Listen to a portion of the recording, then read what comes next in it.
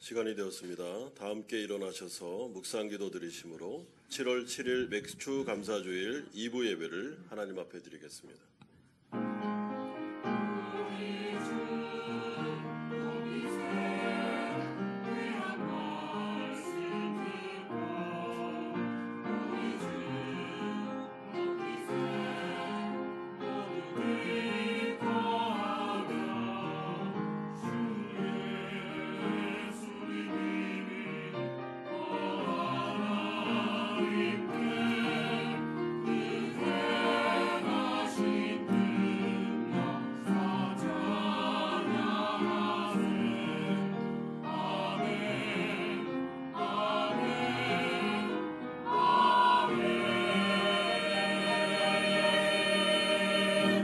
여호와께 감사하고 그의 이름을 불러 아뢰며 그가 하는 일을 만민 중에 알게 할지어다.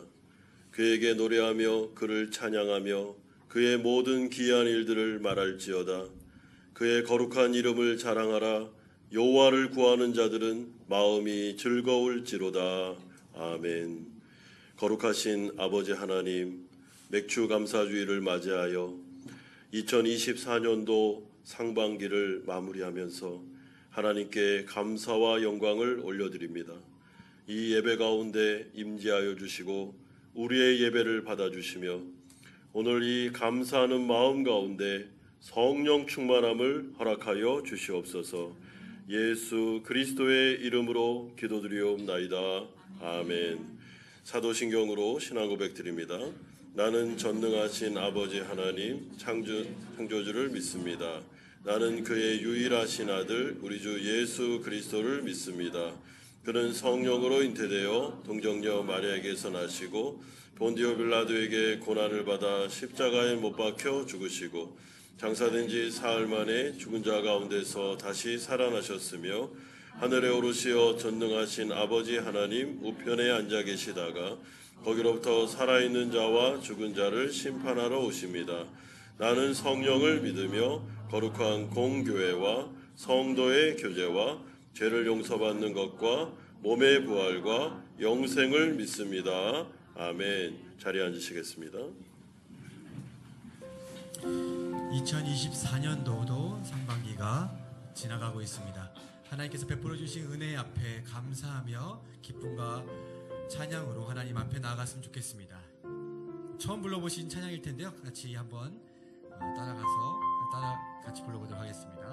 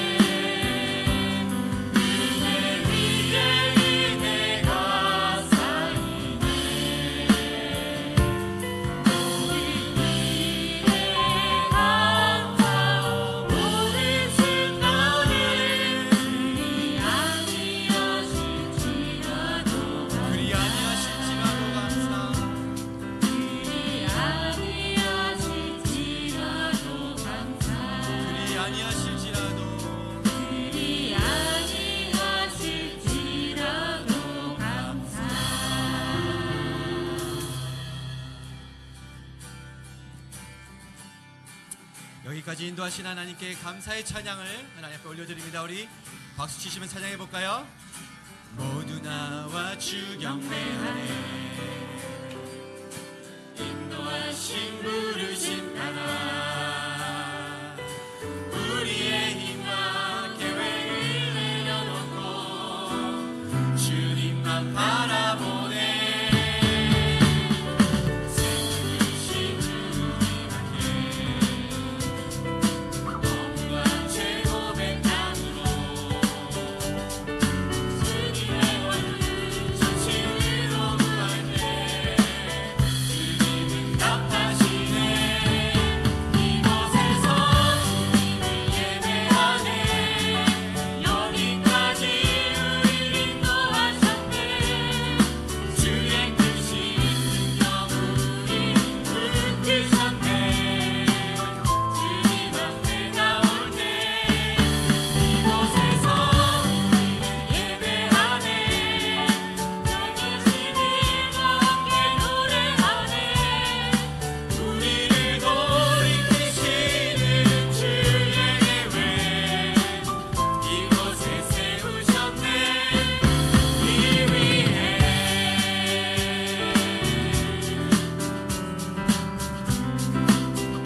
모두 나와 주를 경배하네. 인도하신 부르심 따라 우리의 힘과 계획을 내려놓고 주님만 바라보네. 생명이신 주님 함께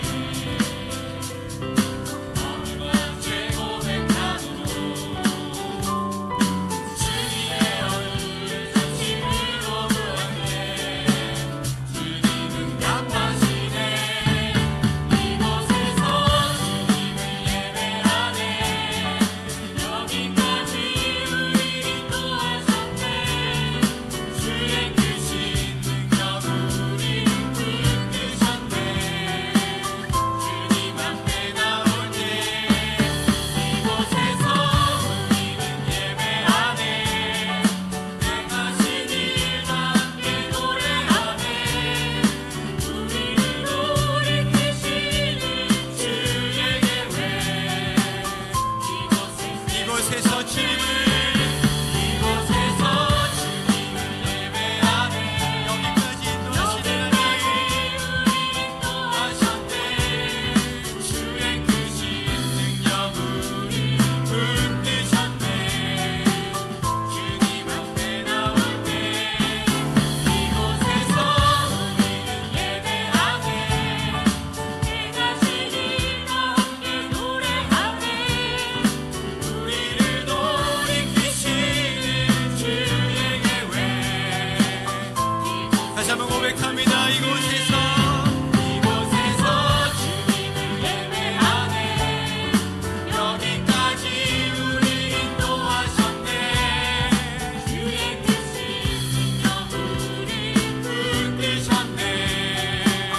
주님 앞에 나올 때 이곳에서 우리는 예배하네. 행하신 일과 함께 노래하네. 우리를 돌이키시는 주의 계획 이곳에 세우셨네. 이 위에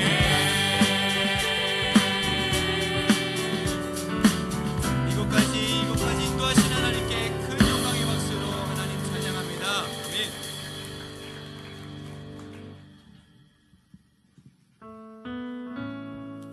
하나님께서 우리를 사랑하시고 우리 가장 잘 아시는 하나님께서 이른 비와 늦은 비로 우리에게 축복 가운데 함께 하시는 그 하나님의 이름을 찬양하며 우리 노래합니다. 우리 주님 위대하며 능력이 많으시도다. 그의 지혜 무능하며 인자는 영원하도다.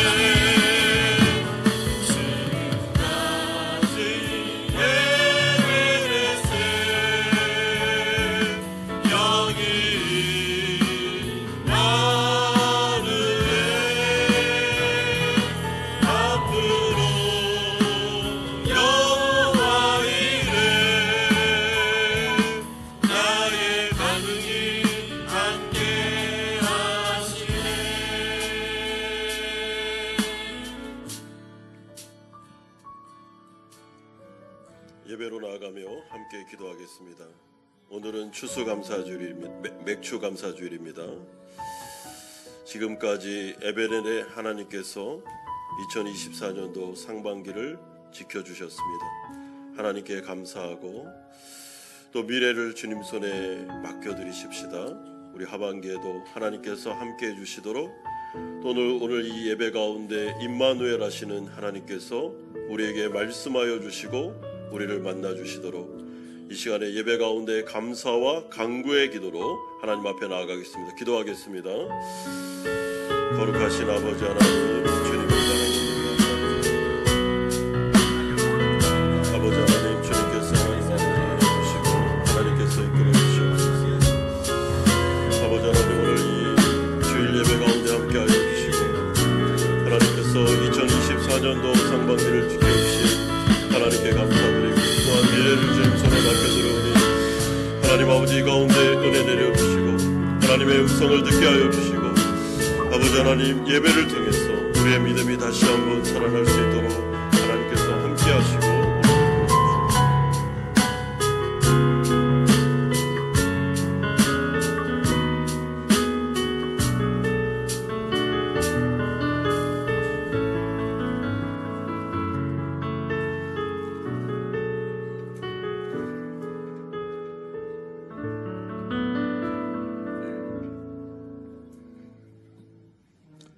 사랑과 은혜가 풍성하신 하나님, 귀한 주일을 우리에게 허락하시고 기쁨으로 예배에 참여하게 하신 주님의 은혜에 감사드립니다. 하나님께 드려지는 우리 한마음 교회의 모든 예배가 성령의 기름 부으심으로 생수의 은혜가 흘러 넘치게 하옵시고 저희 교회의 사명 선언문같이 저희 모든 성도들이 성경을 중심으로 예수님의 제자로 성장하여 공동체 안으로 깊이 들어가 세상을 회복하고 치유하는 하나님 나라를 이루어가는 하나님 보시기에 참으로 아름다운 공동체가 되게 하옵소서. 저희 나성엽 담임 목사님의 현실을 사는 그리스도인 시리즈 설교를 통하여 예수님과 접붙여지는 생명의 기쁨을 경험하게 하시고 시대적 사명을 감당해 나가는 하나님 나라의 보배로운 일꾼들이 되게 하옵소서. 저희 교회가 상반기 사역의 마무리를 은혜 가운데 마치게 하시니 감사드립니다. 방학 기간인 여름 사역에도 성령님의 능력을 경험하게 하시고 이 세상 끝날까지 복음적 사명을 힘있게 감당하는 한마음 공동체 한 사람 한 사람이 되게 하옵소서. 조국 대한민국을 떠나 복음에 불모진 이곳 베트남에 저희들을 보내주신 하나님, 이 베트남을 저희 손에 붙여주시고 이곳 베트남의 은혜의 생명수가 솟아나게 하시고 저희 모두를 성령의 능력으로 붙들어 주셔서 이 땅에 죽어가는 많은 심령들을 건져내게 하시고 이곳에 어두운 권세가 감히 저들을 만지지도 못하도록 그들의 신원을 강하게 붙들어 주옵소서. 하나님 아버지, 오늘은 맥주 감사주일로 드려집니다. 우리의 예배를 주님께서 받아주시고 예배에 수종드는 안내자와 찬양팀 그리고 보이지 않는 곳에서 애쓰시는 봉사자들에게 하늘의 복을 허락하여 주옵소서. 할렐루야 찬양대의 찬양이 하나님께 영광되고 저희들에게 넘치는 은혜의 시간이 되게 하옵소서. 우리를 사랑하시고 우리의 기도에 응답하시는 존귀하신 예수님 이름으로 기도합니다. 아멘.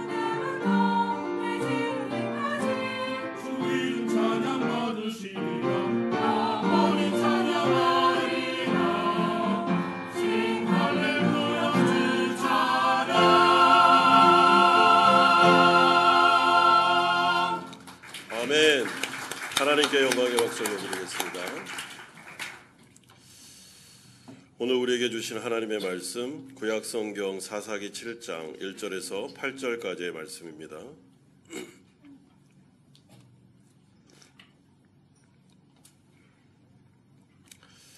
사사기 7장 1절에서 8절까지의 말씀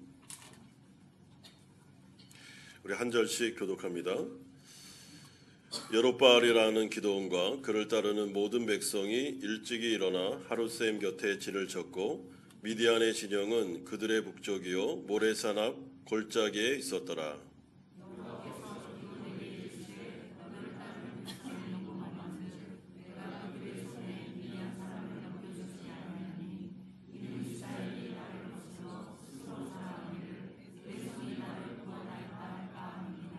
이제 너는 백성의 귀에 외쳐 이르기를 누구든지 두려워 떠는 자는 길르앗산에 산을 떠나 돌아가라 하시니 이에 돌아간 백성이 22,000명이요 남은 자가 10,000명이었더라.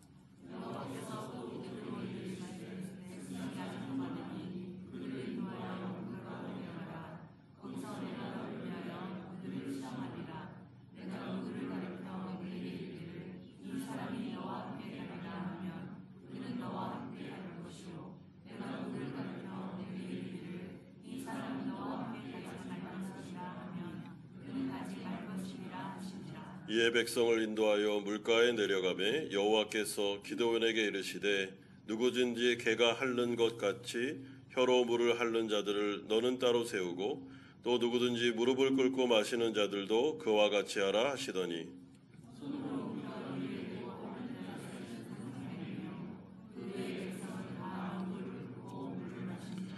여호와께서 기드온에게 이르시되 내가 이 물을 핥아 먹은 300명으로 너희를 구원하며 미디안을 내 손에 넘겨주리니 남은 백성은 각각 자기의 처소로 돌아갈 것이니라 하시니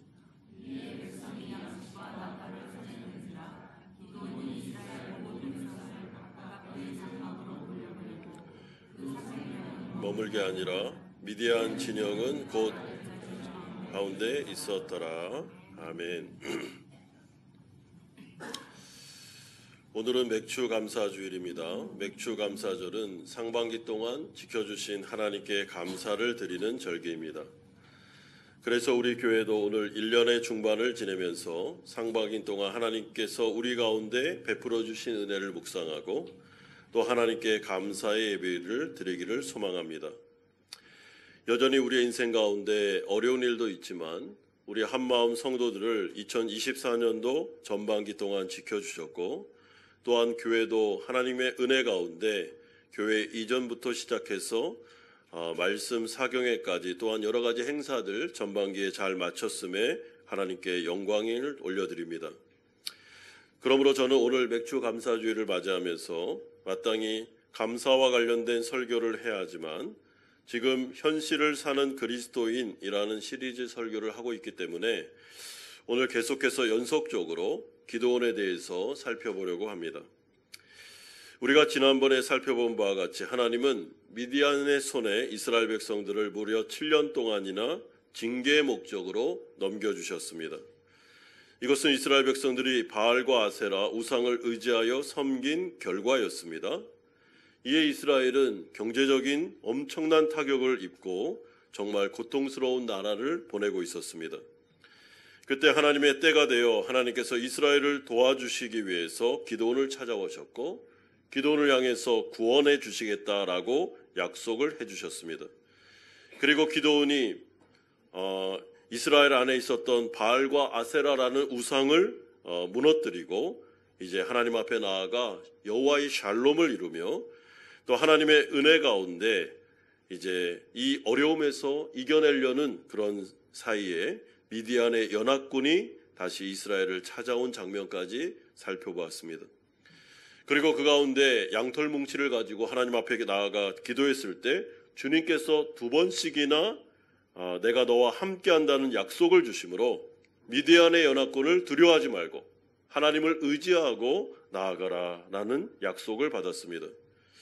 그리고 오늘 본문이 우리 가운데 선포되는데 이 가운데 이제 하나님께서 자신의 강한 의지를 가지고 이스라엘을 회복시키기를 원하는데 여러분, 이스라엘의 경제적인 또한 안정적인 회복만 주시는 것이 아니라 오늘 이 전쟁을 하는 이 사건 속에서 하나님께서 정말 이스라엘 안에 있었던 진정한 우상을 무너뜨리시고 다시 그 가운데 여호와의 신앙으로 돌아오도록 하는 하나님의 강한 의지가 오늘 본문에 나타나고 있습니다. 여러분, 이것이 바로 오늘 우리가 살펴볼 아주 중요한 주제입니다.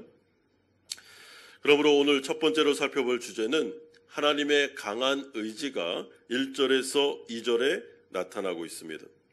미디안의 연합군 13만 5천 명이 이스라엘을 쳐들어왔고 기드온이 나팔을 불자 이스라엘 백성들 3만 2천 명이 모였습니다. 여러분, 13만 5천 대 3만 2천 이렇게 되면 한 4대 1 정도 되는 것입니다.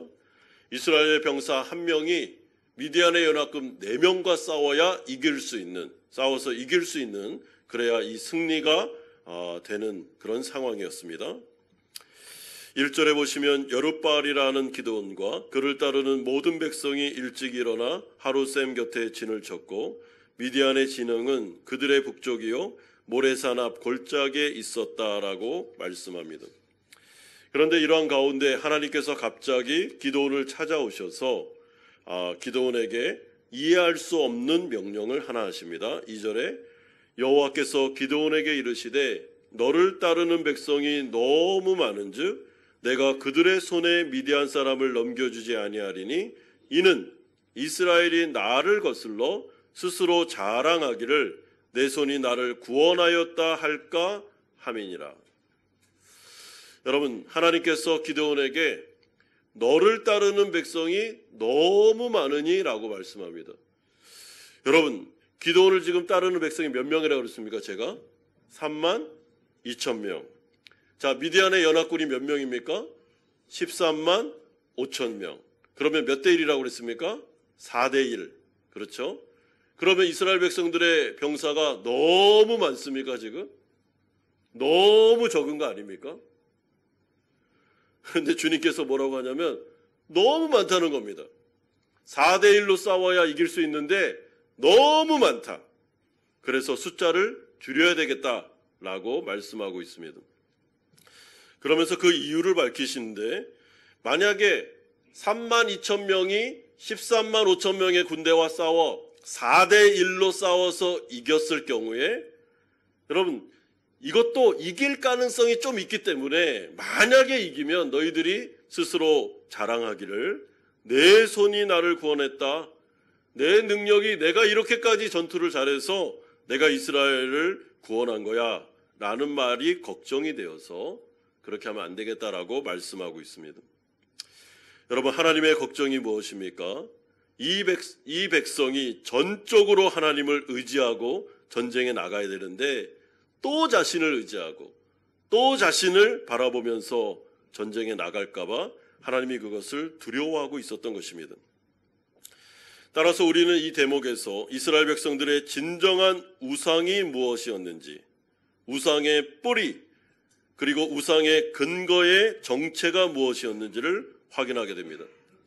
겉으로 보기에는 바알과 아세라, 그리고 7년 된 둘째 수소, 겉으로 보기에는 이 모든 것들이 우상이었습니다. 그러나 사실 그 이면에 이스라엘 백성들 안에 숨겨져 있는 그 누구도 보지 못했던 우상이 자리 잡고 있었는데 그 우상의 실체는 이스라엘 백성들 자기 자신이었습니다.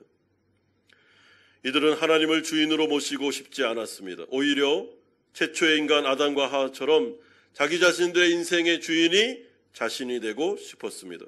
그래서 하나님을 몰아내고 겉으로는 바알과 아세라를 섬겼지만 사실 그 중심에 있는 것은 자신에 대한 신뢰, 자신들에 대한 자부심, 또한 자신들에 대한 자랑과 자신들에게 영광을 돌리고 싶은 욕망이 이들 안에 있었고 이것이 진정한 우상이었음을 말씀해주고 있습니다. 이에 대해서 하나님은 7년 동안 미디안의 압제를 겪게 하심으로 이스라엘의 자부심을 철저하게 무너뜨리셨습니다. 자신들의 힘으로 미디안 앞에서 아무것도 아님을 처절하게 깨닫도록 만든 기간이 바로 7년 동안 미디안 압제를 받은 그런 시기였습니다. 그러므로 이런 고난은 사실 겉으로는 매우 어려운 일이기도 하지만 이스라엘에게는 하나님께서 뭔가를 가르쳐주고 싶은 그런 교훈적인 성격이 있었는데, 그것은 이스라엘 백성들은 하나님만을 의지하고 주님의 힘과 능력으로만 사는 자들이다라는 것을 알려주고 싶어서 하나님이 그렇게 한 것입니다. 7년 동안, 7이라는 숫자는 완전수입니다. 이 완전한 기간 동안에 미디안의 여러 가지 공격과 어려움 앞에서 아무리 발버둥을 쳐도, 아무리 노력을 해도 이스라엘로부터 해방될 수 없으며 이 어려움 가운데 경제적인 위기와 안정의 어려움 속에서 이들은 헤어나올 수 없는 상황에 있었습니다. 여러분, 미디안의 공격을 받을 때, 7년 동안 압제를 받을 때 처음부터 맹놓고 있었겠습니까? 저항도 하고, 그리고 해방되기 위해서 노력도 하고, 미디안의 압제에서 구원받기 위해서 이들이 무단히 노력을 많이 했을 겁니다. 그런데도 안 됐습니다. 7년 동안 왜 그렇게 회복이 안 되는지, 경제적으로도 어렵고 미디안으로부터 압제도 받고 여러 가지 상황 가운데 아무리 노력하고 아무리 아이디어를 내도 이 7년 동안에 하나님도 안 도와줄 뿐만 아니라 여기에서 나올 수가 없었다는 것입니다. 하나님께서 그런 기간 동안에 이스라엘에게 기대한 게 있었는데, 너희들이 이 어려움을 통해서 깨닫기를 원했던 것은 내 힘으로 이 세상을 이길 수 없으며 내 힘으로는 살아갈 수 없으며 우상 숭배해서는 안 되는구나, 하나님만을 의지해야 되는구나, 하나님께로 돌아가야 되는구나 라는 것을 깨닫도록 하시기 위해서 하나님이 이 기간을 허락하셨다는 것이죠. 여러분, 그래서 7년이 다 지난 다음에 감사하게도 기드온을 중심으로 이스라엘 안에 바알과 아세라라는 우상을 무너뜨렸습니다. 그리고 그 가운데 있는 7년 된 둘째 수소를 찍었습니다. 그리고 여호와의 제단을 쌓았습니다. 겉으로 보기에는 여호와의 샬롬이 지금 일어났습니다. 그런데 하나님께서 지금 갑자기 말씀하시는 것은 겉으로는 우상이 제거되고 겉으로는 여호와의 신앙으로 우리가 다시 한번 이스라엘이 일어나는 것처럼 보이지만 하나님의 마음속에 우려가 있다는 것이죠. 걱정이 있다는 것입니다. 그게 무엇입니까? 너희들이 이 전쟁 가운데 싸워서 또 이겼을 때 또 자랑하기를, 또 자부심을 갖기를, 내가 누군데, 우리가 누군데, 그렇지, 우리가 이렇게 해서 하나님도 좀 도와줬지만 우리가 이렇게 해서 전쟁에서 이겼지 라는 말을 할까봐, 또 하나님을 의지하는 데에서 자랑하고 자신을 의지하는 대로 나아갈까봐, 또 자신을 의지하는 우상숭배에 빠질까봐 그게 걱정이 돼요. 하나님은 32,000명으로는 전쟁을 벌이지 않겠다라고 말씀해주고 있습니다. 여러분, 진정한 우상이 무엇이겠습니까? 겉으로 보이는 것은 그냥 이렇게 보이는 형상에 불과합니다. 진짜 우상은 골로새서 3장의 말씀처럼 우리 안에 있습니다. 여러분, 골로새서 3장에서는 탐욕이라고 말하는데 사실은 그 탐욕은 하나님을 의지하지 않고 자기 자신을 의지하는 잘못된 자아를 말합니다. 하나님을 믿기 때문에 가지는 자신감, 하나님을 의지하기 때문에 이 세상을 이길 수 있다는 확신, 이것은 긍정적인 것입니다. 이것은 나쁜 게 아닙니다.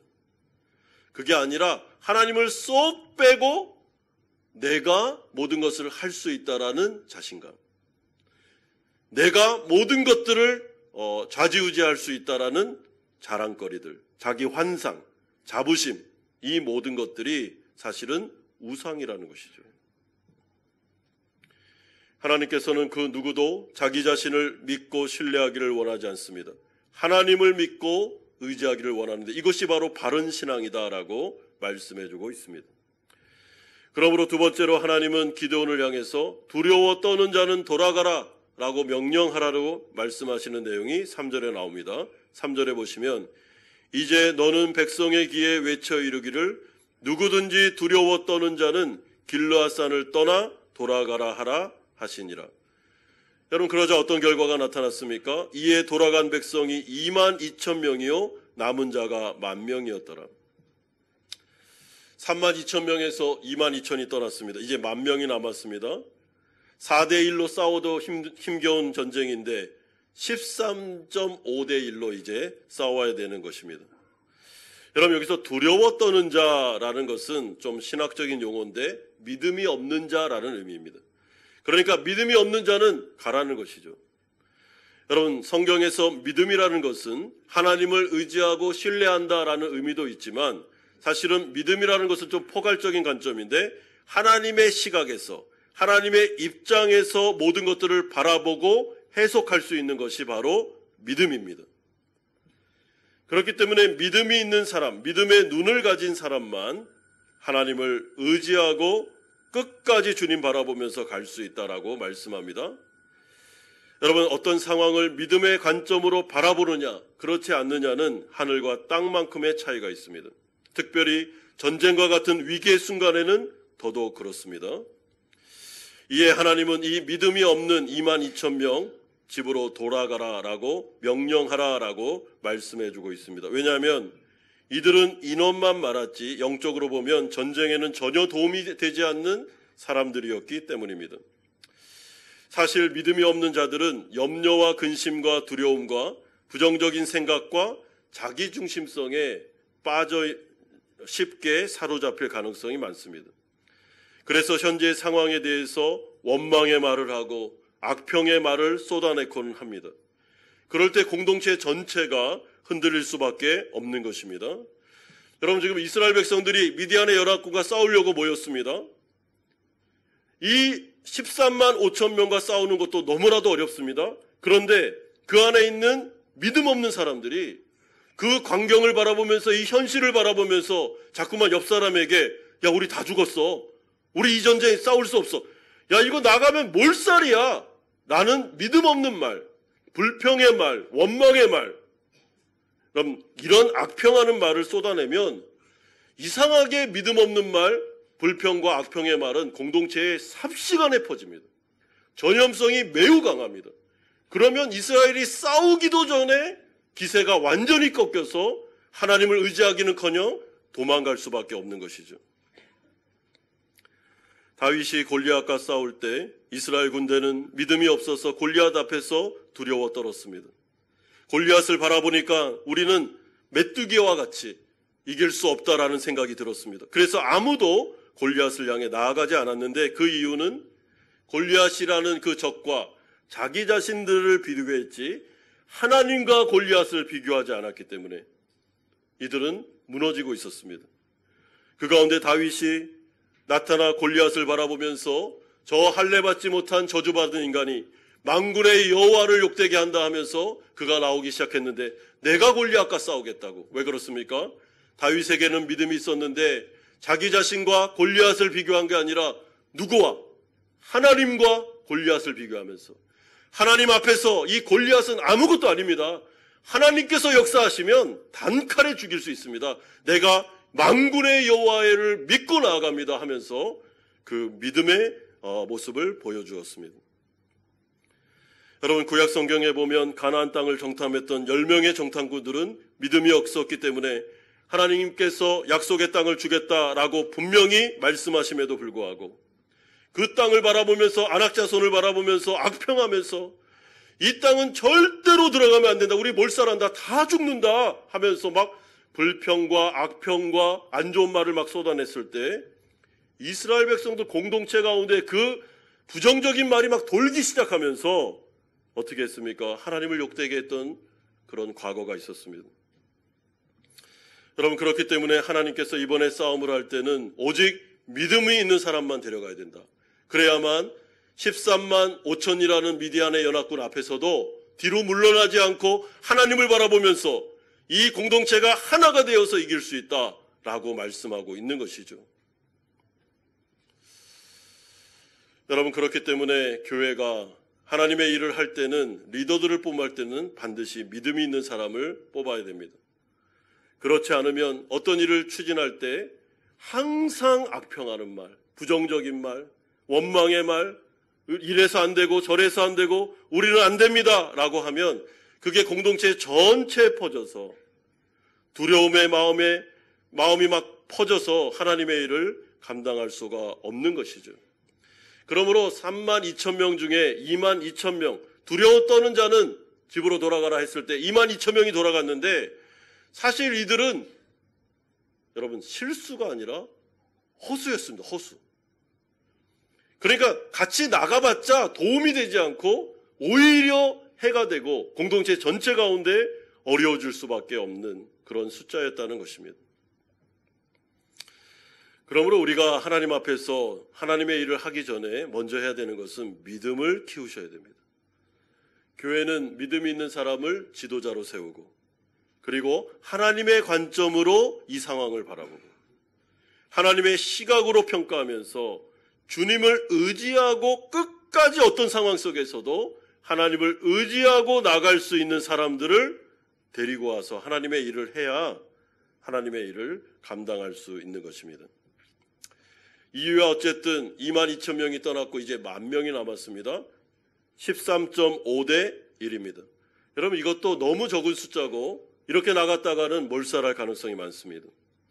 그런데 마지막 세 번째로 하나님은 300명만으로 이스라엘을 구원하겠다라는 말씀이 4절에서 8절에 나오고 있습니다.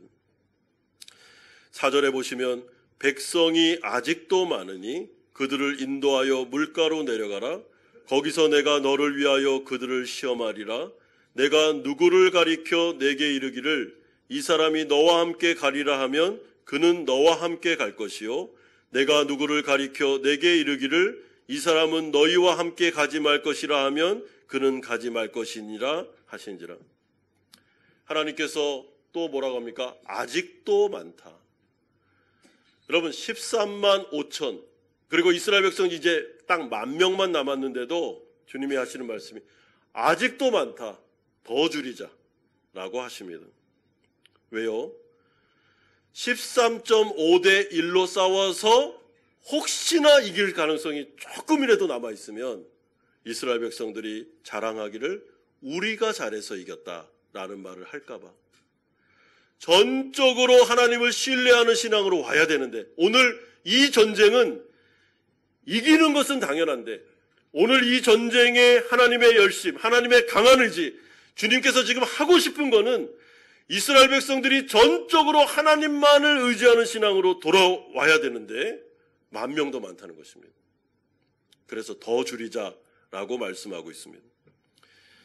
여러분 10,000명을 줄이는 방법이 나옵니다. 5절에 보시면 누구든지 개가 핥는 것 같이 혀로 물을 핥는 자들을 너는 따로 세우고 또 누구든지 무릎을 꿇고 마시는 자들도 그와 같이 하라 하시더니 손으로 움켜 입에 대고 핥는 자의 수는 300명이요 그 외의 백성은 다 무릎을 꿇고 물을 마신지라.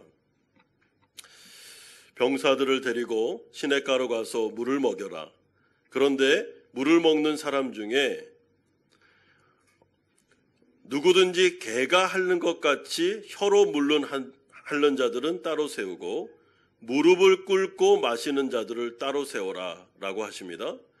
그런데 손으로 움켜대고 물을 이렇게 핥아서 먹는 사람의 숫자가 세어보니까 300명이었고 무릎을 꿇고 물을 마신 자가 9,700명이었습니다. 그래서 주님께서 딱 보시더니 아 됐다. 이제는 9,700명은 보내고 요 300명으로 내가 이스라엘을 구원하겠다라고 말씀하고 있습니다. 여러분 300명이라는 이 숫자는 13만 5천에 비하면 약 440대 1입니다. 여러분 아까 3만 2천 명이 있었을 때 몇 대 1이라고 그랬습니까? 제가 4대 1입니다. 4대 1 정도 되면 싸워서 이길 가능성이 있을까요? 없을까요? 조금 있습니다. 그래도 한 4명하고 싸우면은 뭐 좀 이길 가능성이 조금 있지 않겠습니까? 13.5 대 1은 어떻습니까? 13.5 대 1. 여러분 13명과 한번 싸워서 이긴다. 이길 가능성이 거의 없지만 하나님 입장에서는 1%라도 있지 않겠냐라는 생각을 하셨던 것이죠. 자, 440대 1 어떻습니까? 440명하고 한 명하고 싸우면 이길 수 있겠습니까? 못 이기겠습니까? 저희 교회 전 교인이 한 350명, 애들까지 다 하면 다 오셨을 때 주일날 그 정도 됩니다. 우리 교회 교인이 애들까지 해서 다 모여서 440명도 아닙니다. 한 350명 되는 분이 저를 대항해서 막 달려든다. 저랑 싸운다 그러면 제가 이길 수 있겠습니까? 불가능한 것입니다. 그러므로 이렇게 한 것은 하나님께서 볼 때 이거는 불가능하다. 그러니까 이스라엘 백성들을 완전히 인간적으로는 그들의 지혜와 능력과 그 어떤 것을 다 동원해도 이 전쟁에는 인간적으로는 못 이기는 상황을 딱 만들어 놓고 전적으로 하나님께서 하셔야 된다. 하나님께서 싸우셔야 된다. 그러면 이길 수 있다라는 가능성을 딱 만들어 놓은 다음에 하나님은 싸우시는 것이죠. 많은 신학자들이 왜 물을 핥아먹는 이것을 통해서 300명을 출현했을까라고 말하면서 여러 가지 해석을 놓았습니다. 전쟁 가운데 무릎을 꿇고 물을 마신다. 이거 우상숭배자들이다. 우상숭배자들을 하나님 안 쓰신다. 이렇게 해석하는 신학자들도 있고, 아니 전쟁 가운데 무릎을 꿇고 막 물을 개걸스럽게 먹어? 어떻게 경계도 하지 않으면서 이렇게 할 수 있어? 이 사람들 자격 없어. 그래서 하나님이 안 쓰신 거야 라고 한 신학자들도 있습니다. 그런데 제가 볼 때 뭐 일리는 있는데, 제가 이 본문을 전체적으로 볼 때 사실은 별로 의미는 없습니다. 하나님께서 그냥 300명을 남기려고 이런 방법들을 썼다고 저는 봅니다. 뭐 이유를 따지고 왜 이렇게 했을까 신학자들이 막 고민하고 뭐 무릎을 꿇고 물을 마시는 거, 손을 해서 이렇게 물을 마시는 거 뭐가 막 하는데 잘 모르겠습니다. 누가 맞는지도 모르겠습니다. 그런데 하나 확실한 것은 300명까지 줄이려는 것이 하나님의 의도였고 목적이었구나라는 것은 확실합니다. 왜요? 이스라엘 백성들의 인간적인 능력과 지혜와 그 어떠함으로는 절대로 13만 5천 명이라는 군대와 싸워 이길 수 없는 상황, 그런 형편, 그런 조건 하에서 이제 하나님께서 내가 이 300명을 가지고 13만 5천과 싸워 이기게 하겠다. 그리고 이겼을 때 이스라엘의 모든 백성들이 이 싸움의 승리는 전적으로 100% 하나님의 능력이다.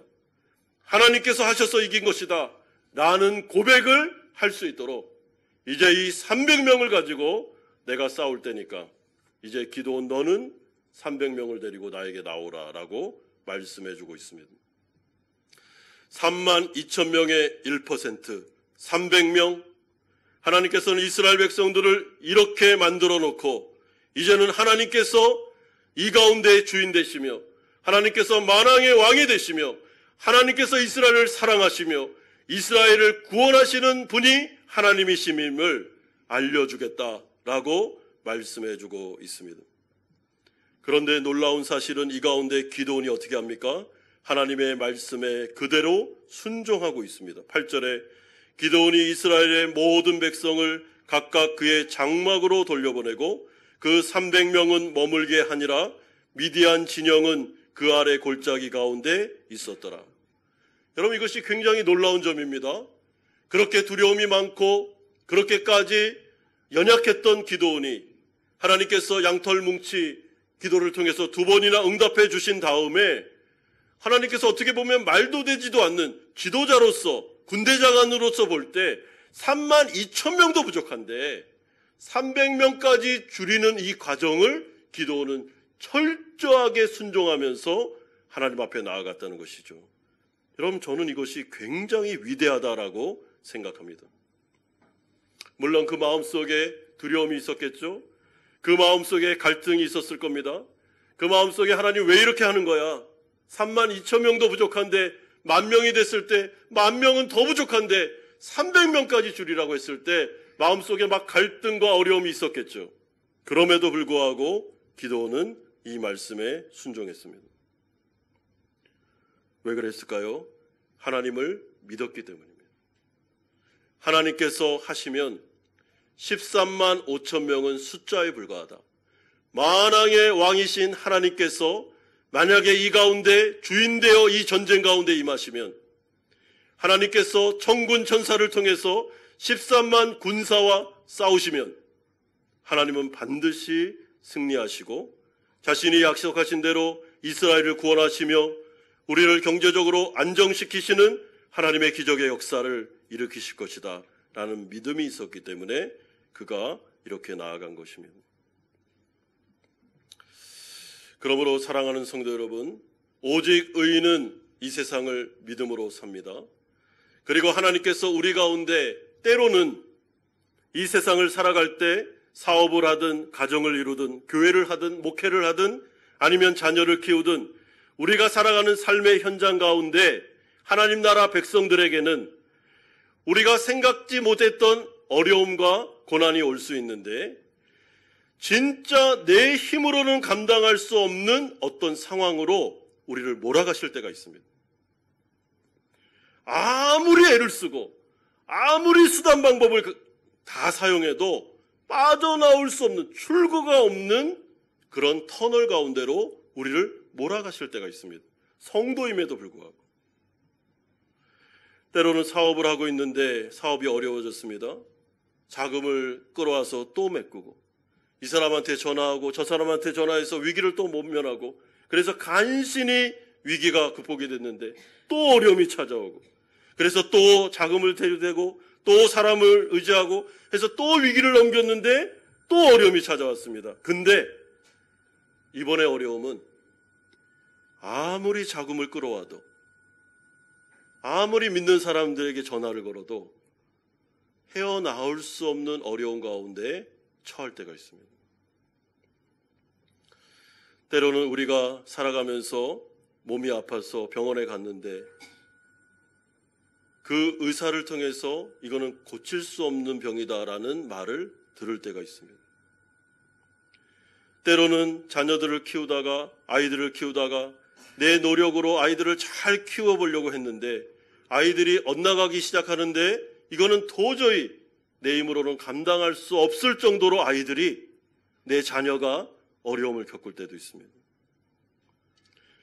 목회를 하는데 교회 가운데 아무리 애를 쓰고 목회를 하고 교회 가운데 같이 한번 기도하면서 어떤 어려운 문제를 두고 함께 이 문제를 극복하려고 했지만 운영위원회가 모이고 성도들이 기도하고 아무리 애를 써도 피할 수 없는 막다른 골목에 간 것 같은 어려움을 경험할 때가 있습니다. 그런데 그 막다른 골목으로 인도한 분이 하나님이실 때, 하나님께서 우리를 코너로 몰고 있을 때 하나님께서 우리 가운데 가르쳐주고 싶으신 게 무엇입니까? 전적으로 하나님을 의지해야만 이 문제를 해결할 수 있다라는 메시지를 줄 때가 있습니다. 여러분, 그럴 때 어떻게 해야 되겠습니까? 하나님께서 오늘 이스라엘 백성들에게 강한 의지를 가지고 오늘 이 전쟁을 벌이는 이 시점에서는 이스라엘 백성들에게 뭔가 한 가지는 가르쳐줘야 되겠다. 이 세상을 살아갈 때 이 전쟁 가운데 전적으로 하나님을 의지하지 않으면 안 되는 그 상황 속에서 이들이 하나님만을 의지하도록 해야 되겠다라는 강한 의지를 가지고 지금 이스라엘 백성들을 막 코너로 몰아붙이고 있는 것입니다.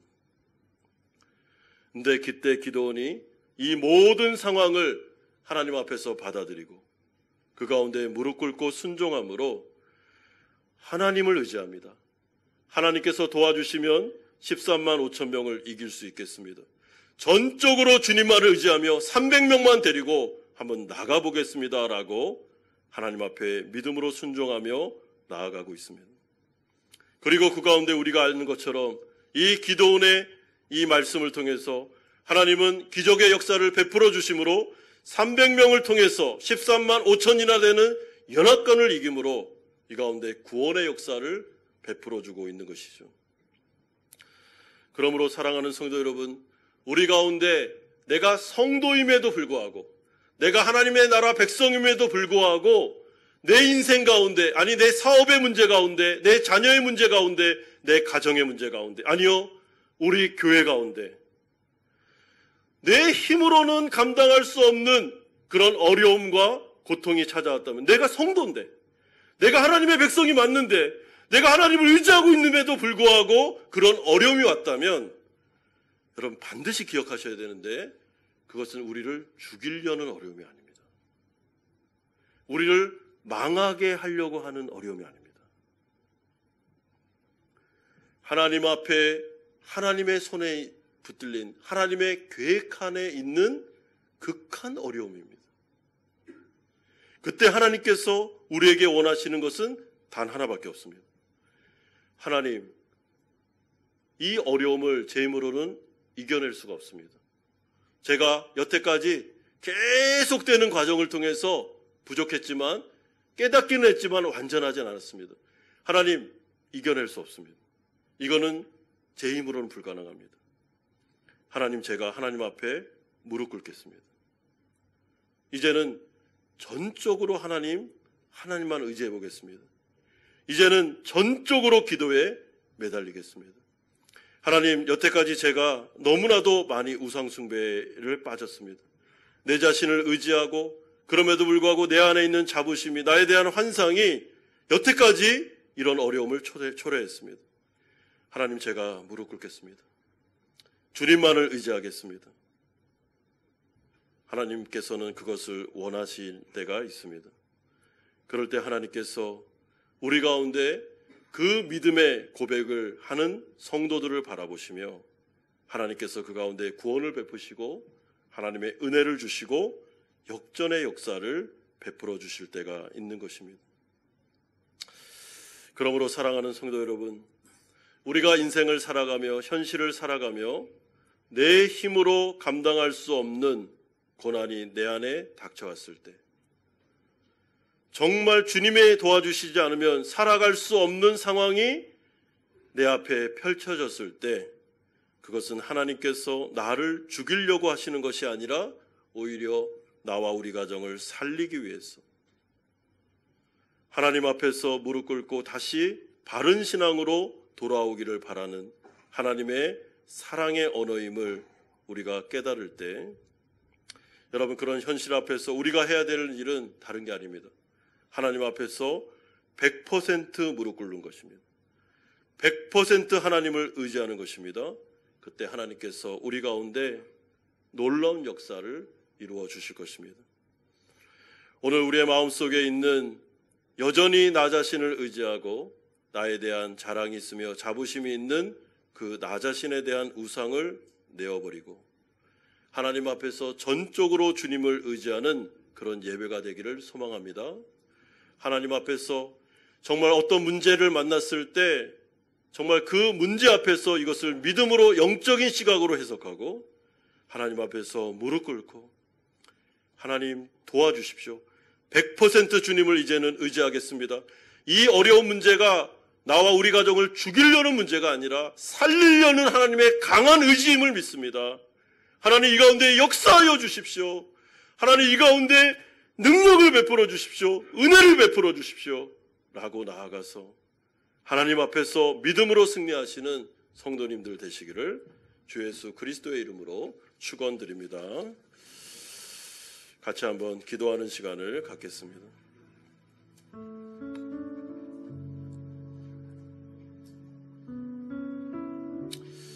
이 시간에 기도할 때 이 자리에 앉아 계시는 우리 성도님들 가운데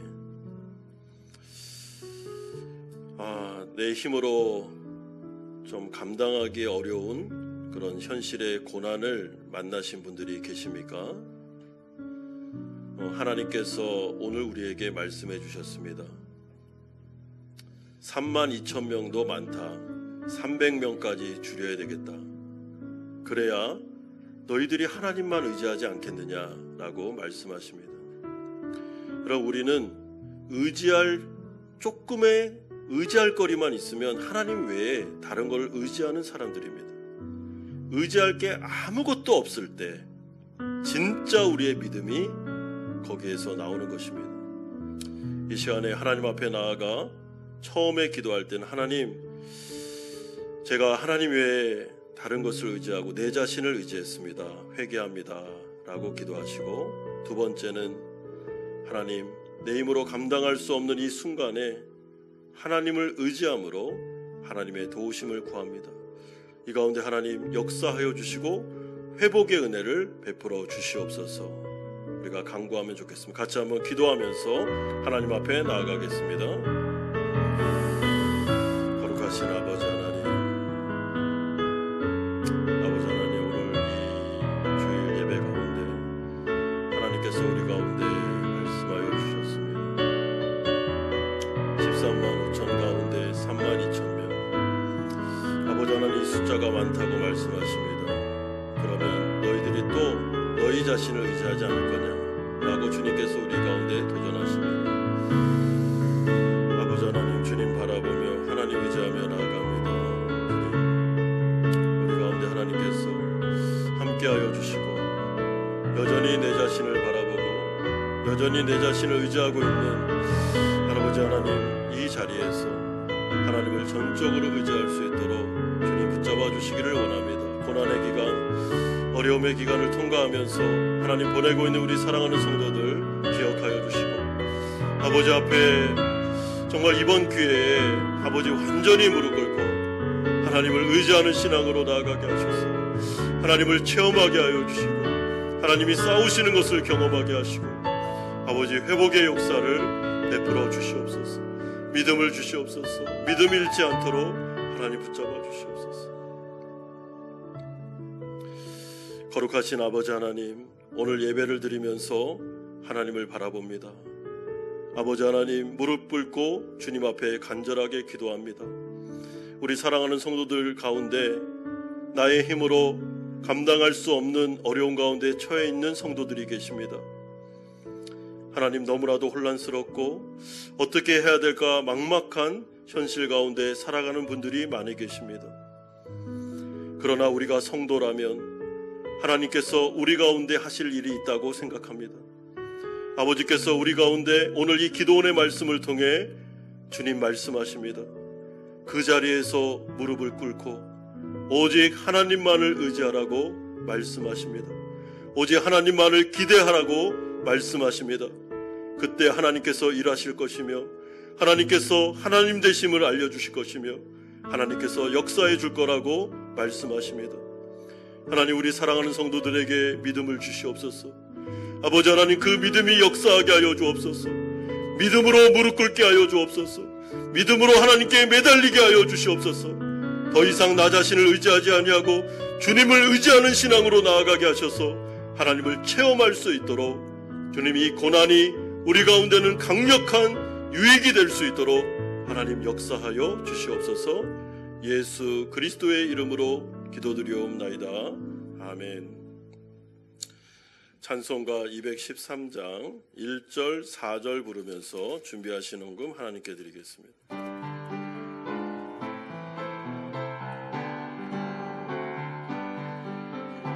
나의 생명 드리니 주여 받아주셔서 세상 살아갈 동안 찬송하게 하소서. 나의 보아 드리니 주여 받아주셔서 하늘나라 위하여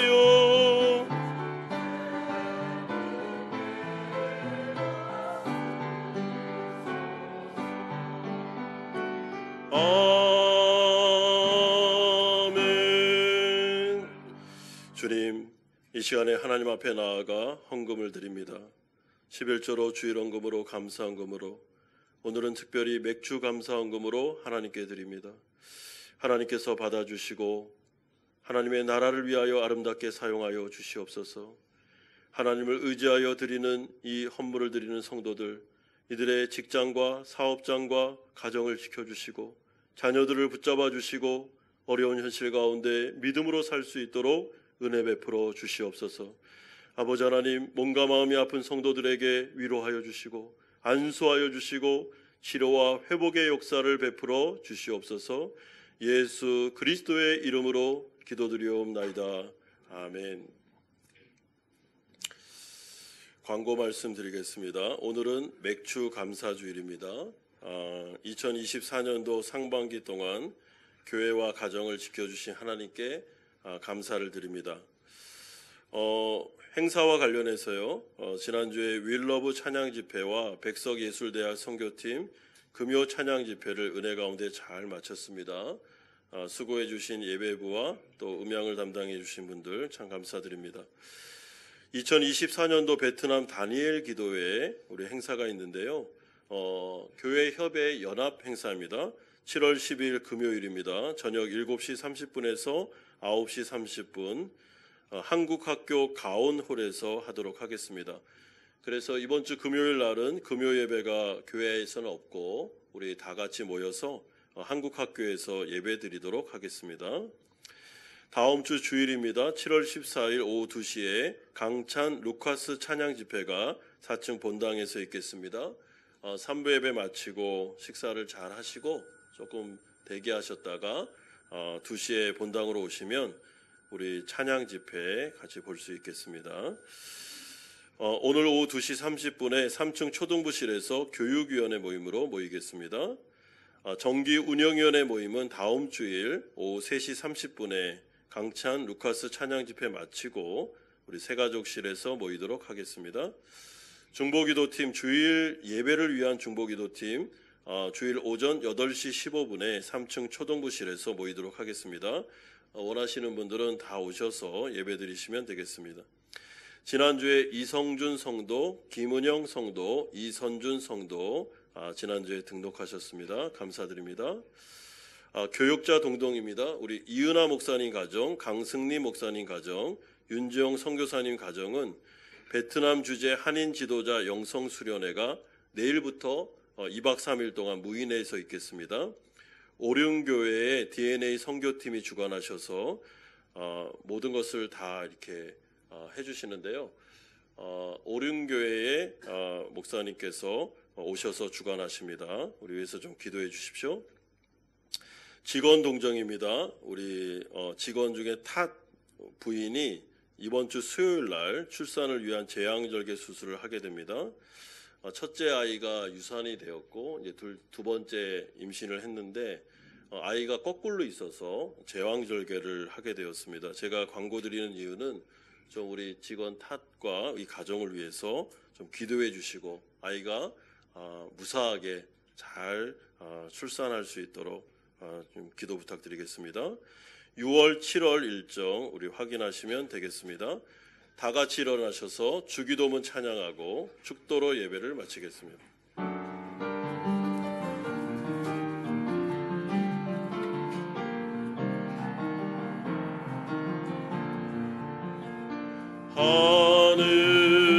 하늘에 계신 아버지 이름 거룩하사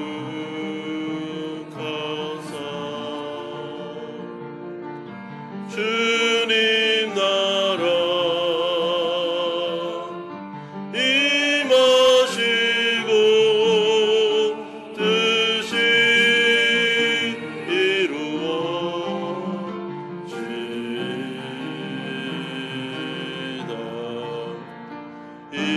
일용할 양식 주시고 우리들의 큰 죄 다 용서하시고 또 시험에 들게 마시고 악에서 구원하소서. 대개 주의 나라 주의 권세 주의 영광 영원히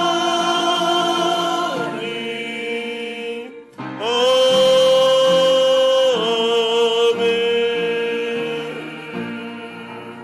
이제는 우리 주 예수 그리스도의 은혜와 하나님 아버지의 사랑하심과 성령 하나님의 교통 충만하심이 내 힘으로 감당할 수 없는 어려운 현실 가운데 오직 하나님을 믿는 믿음 안에서 이 현실을 이겨내고 승리하기를 소망하는 사랑하는 성도님들의 머리 위에와 이들의 가정과 직장과 사업처 위에 자녀들과 선교사님들 머리 위에 이제부터 영원토록 함께 있을지어다. 아멘.